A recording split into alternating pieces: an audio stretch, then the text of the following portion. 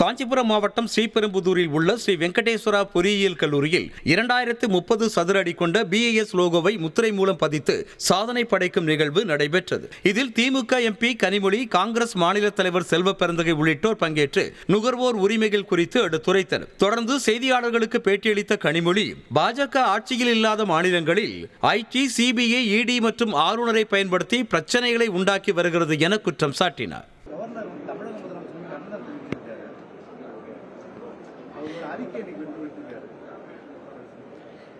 கவர்னரே வேண்டாங்கிறோமே. அவர் கவர்னராக செயல்படவில்லை, ஒரு அரசியல்வாதியாக தொடர்ந்து செயல்பட்டு கொண்டிருக்கிறார். அதனால நான் முன்னாடியே சொல்லியிருக்கிறது போல ஐஸ் அப்படின்னு சொல்லுவோம், இன்கம் டேக்ஸ், CBI, ED. இப்பொழுது கவர்னர்களை ஒரு 4வது கரமாக தன்னுடைய ஆட்சி இல்லாத மாநிலங்களுக்கு ஒரு பிரச்சனையை உருவாக்குவதற்காக தொடர்ந்து அவங்களுக்கு எதிராக செயல்படுவதற்கான கருவியாக அவர்கள் பயன்படுத்துகிறார்கள்.